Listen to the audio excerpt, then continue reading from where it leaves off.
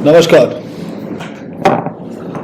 Corona काल का समाप्त होने के साथ साथ हम लोग आप लोगों से आग्रह करेंगे कि ज़्यादा से ज़्यादा हम लोग कोशिश कर रहे हैं ऑनलाइन ट्रेनिंग ऑर्गेनाइज करने का। इस ऑनलाइन ट्रेनिंग आज का जो डिजिटल वर्ल्ड है उसमें हम लोग ये सुविधा आप तक पहुंचाना चाहते हैं जिससे आप घर में बैठ के भी ट्रेनिंग अटेंड कर सकते हैं अपना मोबाइल फोन के जरिए। ये जो ट्रेनिंग हम लोग ऑर्गेनाइज कर रहे हैं ये ज्यादा लंबा ट्रेनिंग नहीं है, छोटा छोटा पार्ट है, 15-20 मिनट का सेशन है जो आप जब आपका मन चाहे, जब आपको फुर्सत मिले आप इसको अटेंड कर सकते हैं। हमें विश्वास है कि ये जो प्रयास हम लोग कर रहे हैं इससे आप लोग भी सीख पाएंगे, अपना निजी समय पे सीख पाओगे और इससे आपका फायदा और कंपनी का भी दोनों का ही फायदा होने वाला है। आइए क्यों ना हम लोग हमारा जो टेक्नोलॉजी का सहारा लेके अपना सीखने का आग्रह को हम लोग और भी बढ़ाए और उससे अपना भी बेनिफिट हो, कंपनी का भी बेनिफिट हो। इससे सबका भलाई है, आपका भी भलाई, कंपनी का भी भलाई और हम लोग ज्यादा से ज्यादा डिजिटल प्लेटफॉर्म को इस काम के लिए और भी यूटिलाइज कर सकते हैं। नमस्कार, मैं श्रीतपा आज आपको बताने आई हूँ global warming and climate change के ऊपर। ग्लोबल वार्मिंग क्या है? पृथ्वी के वायुमंडल का जो कुल तापमान का धीरे धीरे बढ़ना, इसी का नाम ग्लोबल वार्मिंग है। 1830 में इंडस्ट्रियल रेवोल्यूशन के समय से लेके आज तक देखा गया है कि पृथ्वी का जो वैश्विक औसत तापमान करीब 1 डिग्री सेल्सियस बढ़ चुका है, जो कि प्रति दशक में 0.2 डिग्री से बढ़ रहा है।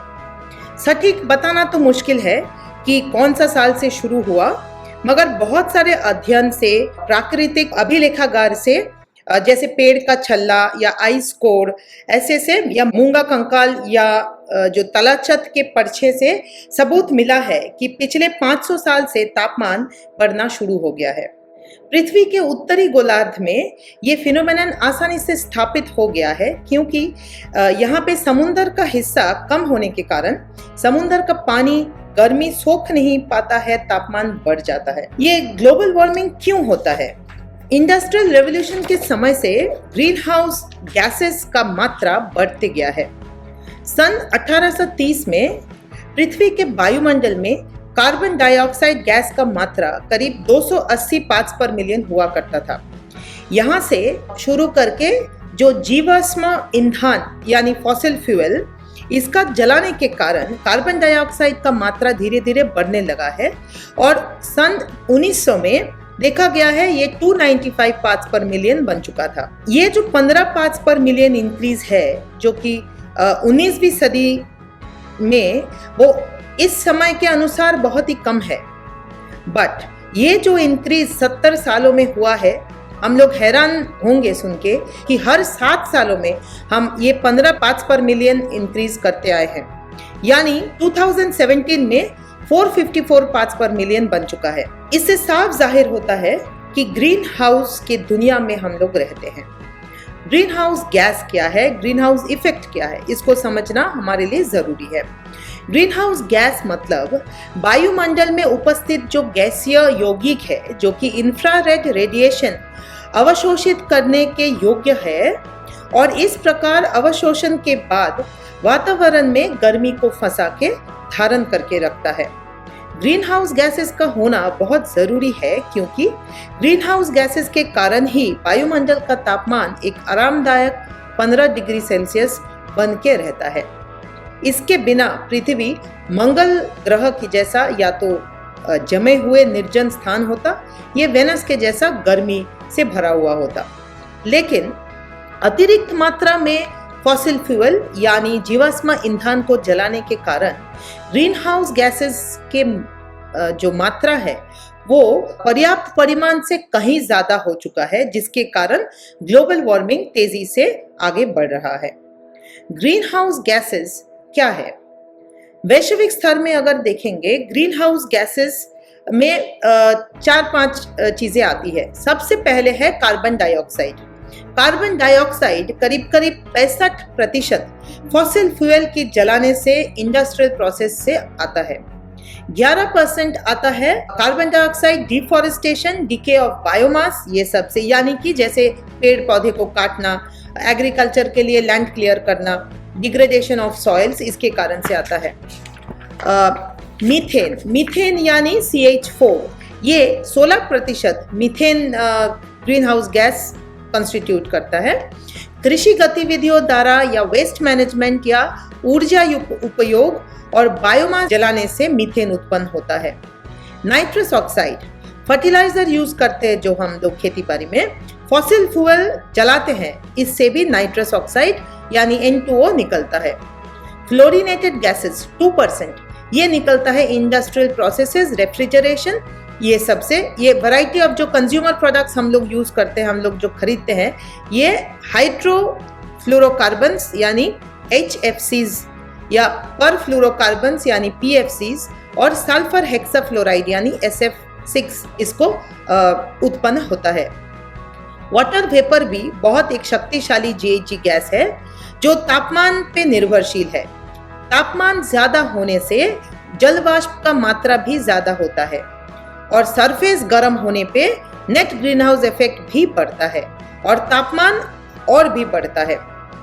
तो हम लोग देखते हैं कि बर्निंग कोल, गैस, जो नेचुरल सोर्सेज ऑफ एनर्जी है, पेड़ पौधे को काटना, फॉरेस्ट को काटना, फर्टिलाइजर यूज करना जिसमें नाइट्रोजन होता है, फिर लाइवस्टॉक फार्मिंग जो होते हैं उसका इंक्रीज, या तो फिर एरोसॉल स्प्रेज जो इस्तेमाल होता है, एयर कंडीशनर्स जो इस्तेमाल करते हैं हम लोग, रेफ्रिजरेशन मटेरियल, इंसुलेशन, ये सारे चीज से फ्लोरिनेटेड गैसेस निकलता है।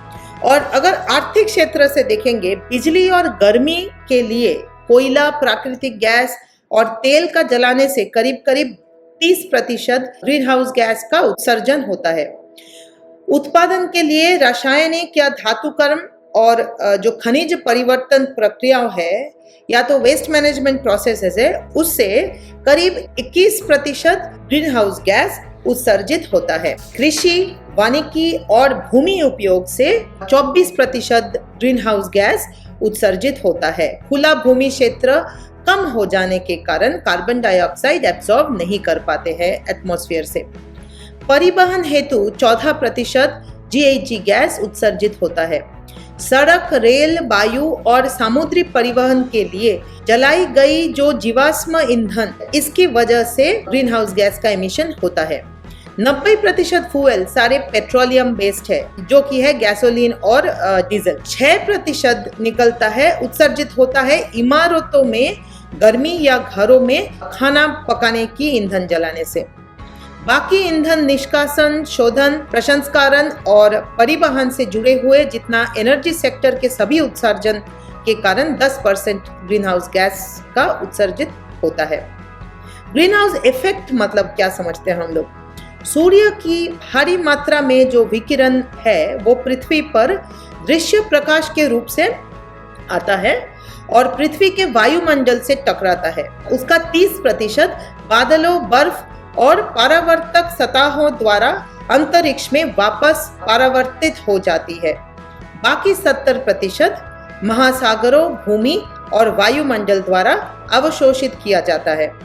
ये आने वाले और बाहर जाने वाले विकिरण का ये संतुलन है जो लगभग 15 डिग्री सेल्सियस यानी 59 डिग्री फ़ारेनहाइट तापमान मेंटेन करता है, जो औसत तापमान के साथ पृथ्वी को रहने योग्य बनाता है। यही आने वाले और बाहर जाने वाले विकिरण के आदान प्रदान को अक्सर ग्रीन हाउस प्रभाव के रूप में जाना जाता है। ग्रीन हाउस मतलब पेड़ पौधे उगाने के लिए एक कांच के घर जैसा बनाया जाता है, जो कि पेड़ पौधे को एक कंट्रोल्ड एनवायरनमेंट में बढ़ने का मौका दिया जाता है। वो आने वाले अल्ट्रावायलेट जो शॉर्ट वेव्स होते हैं वो आसानी से ग्रीन हाउस के कांच के दीवारों से होकर गुजरती है और पौधों और हार्ड सरफेसेस द्वारा अवशोषित कर ली जाती है। कमजोर लंबी तरंग जो है इंफ्रारेड रेस, वो कांच की दीवारों से गुजर कर नहीं जा पाती और अंदर फंस जाता है, जिस कारण से गर्मी बढ़ता है।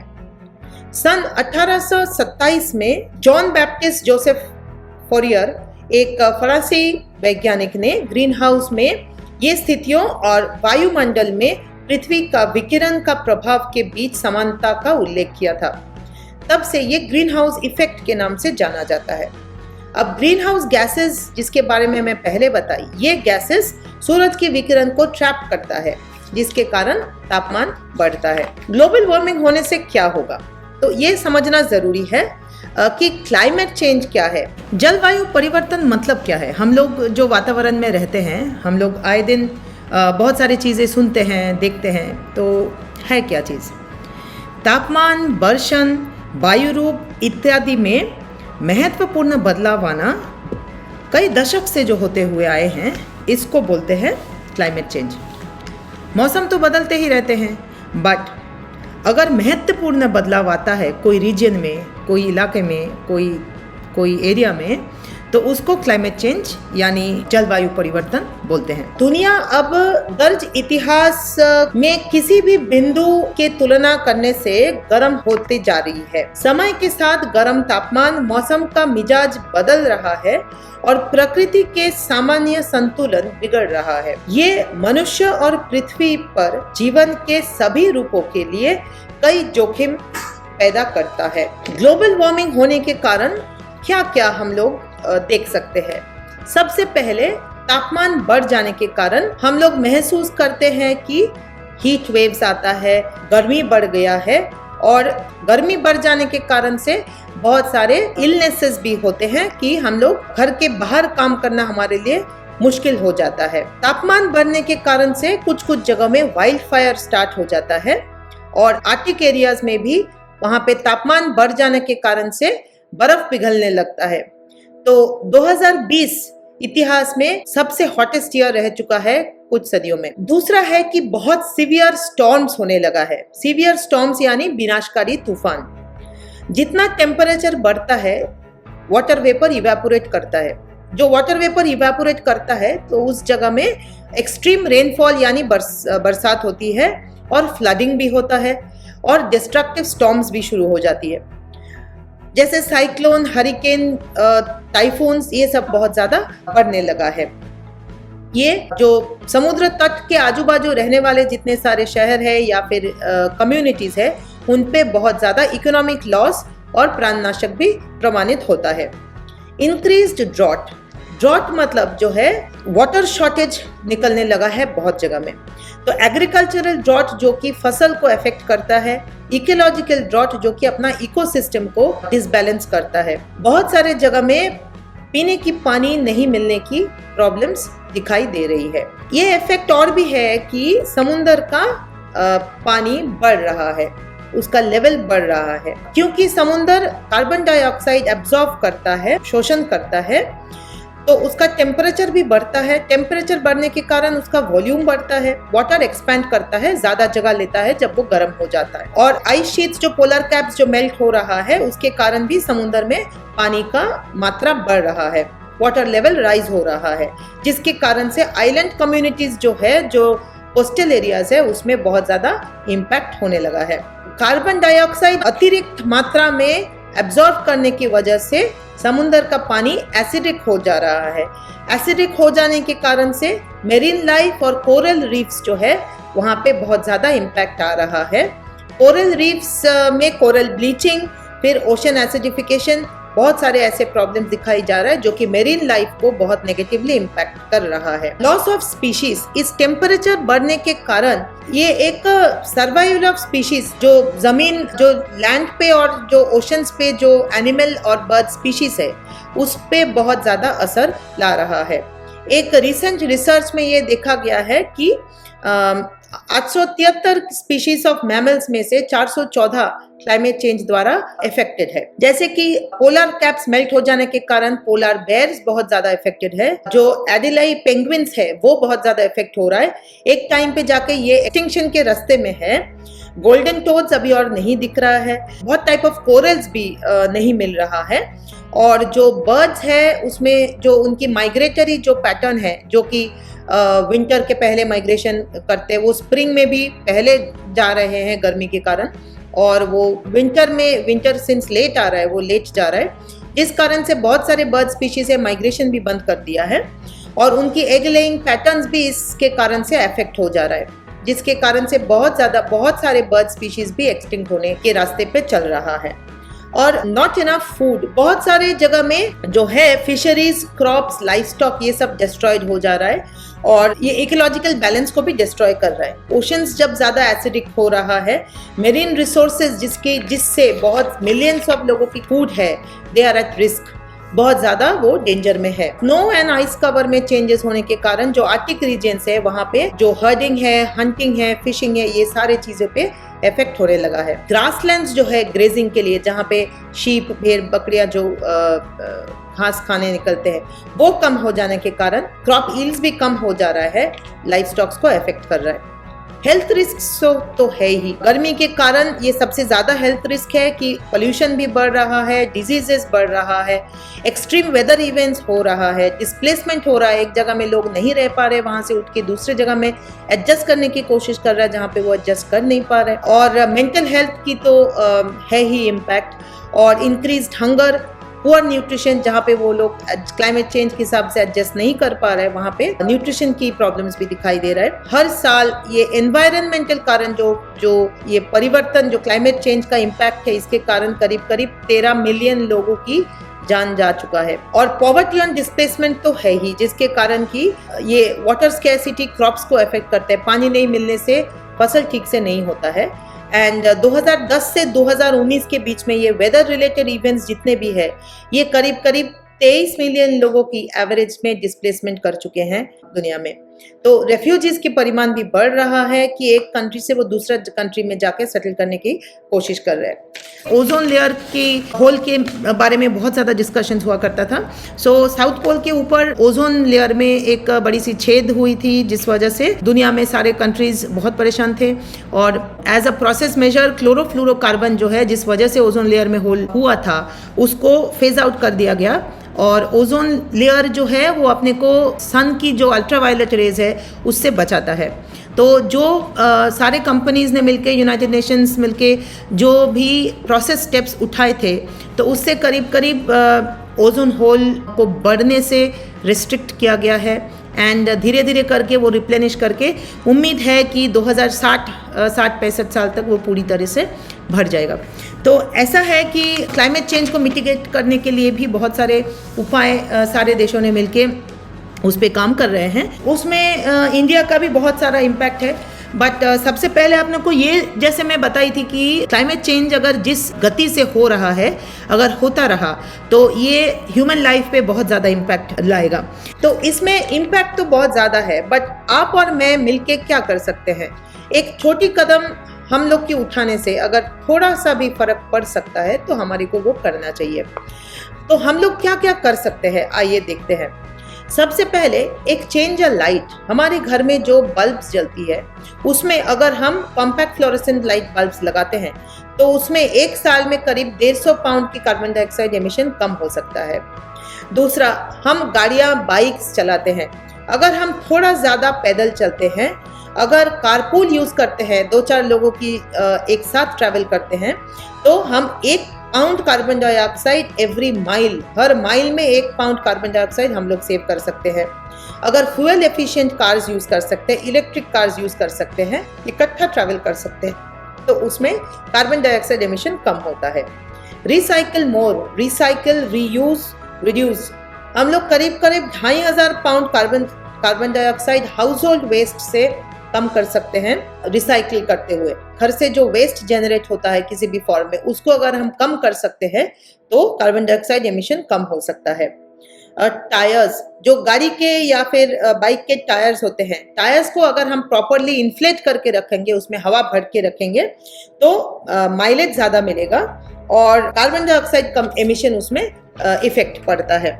यूज लेस हॉट वाटर, मतलब अगर हम लोग गर्म पानी से कपड़े धोते हैं या नहाते हैं, अगर हम हॉट वाटर यूज़ करने के बजाय अगर वार्म वाटर या कोल्ड वाटर यूज़ करते हैं, तो हम एक साल में करीब करीब 500 पाउंड कार्बन डाइऑक्साइड सेव कर सकते हैं। Avoid products with a lot of packaging, बहुत सारे जो पैकेजिंग है जिसमें हम लोग वेस्ट जनरेट करते हैं, उसको अगर हम यूज कम कर सकते हैं तो कार्बन डाइऑक्साइड एमिशंस कम हो सकता है। एडजस्ट योर थर्मोस्टेट, अगर हम एयर कंडीशनिंग लेस यूज करते हैं, जब रूम ठंडा हो जाएगा उसको अगर बंद कर सकते हैं। थर्मोस्टेट का टेम्परेचर अगर 2 डिग्री कम और समर में अगर 2 डिग्री का फर्क कर सकते हैं तो 2000 पाउंड की कार्बन डाइऑक्साइड हम लोग सेव कर सकते हैं। एक पेड़ अगर हम लगाते हैं तो उसमें भी बहुत फर्क पड़ता है। अगर हम सब मिलके एक पेड़ लगाए तो सब कुल मिला के बहुत सारे पेड़ होता है जो कि कार्बन डाइऑक्साइड को एब्जॉर्ब करता है।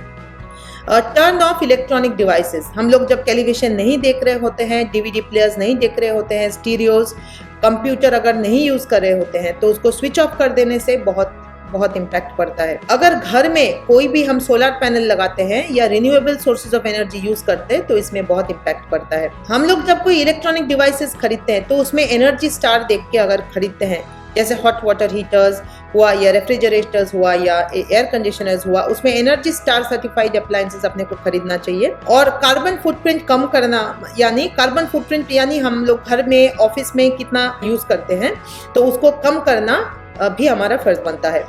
और सबसे इम्पॉर्टेंट है, अगर कहीं पे वॉर होता है उसमें बहुत इम्पैक्ट पड़ता है। तो हम यही बोलना चाहेंगे कि हमारे जो छोटे छोटे कदम से हम अगर थोड़ा सा भी फर्क ला सकते हैं तो ग्लोबल वार्मिंग और क्लाइमेट चेंज को रोकने के लिए हमारा छोटी सी प्रयास में हम लोग सफल ज़रूर होंगे। नमस्कार। नमस्ते। मैं ये उम्मीद रखता हूँ कि आज का जो सेशन था, जो इंस्ट्रक्टर हमारे सेशन लिए हैं, आपको पसंद आया होगा और काफ़ी कुछ सीखने को भी मिला है। अब सेशन के उपरांत फीडबैक फॉर्म भी है इसके साथ, तो आपको थोड़ा सा कष्ट उठाना पड़ेगा। ये प्रोग्राम आपको पसंद आया है या नहीं, वो आपको लिखना है। उसके ऊपर 2-3 शब्द भी आपको लिखना पड़ेगा। अगर कुछ अच्छा हो तो क्या था, अगर कहीं ये अपॉर्चुनिटी था हमारे पास या इंस्ट्रक्टर के पास कि और बढ़िया हो सकता था, तो ये भी आप वहाँ पे टाइप कर दीजिएगा।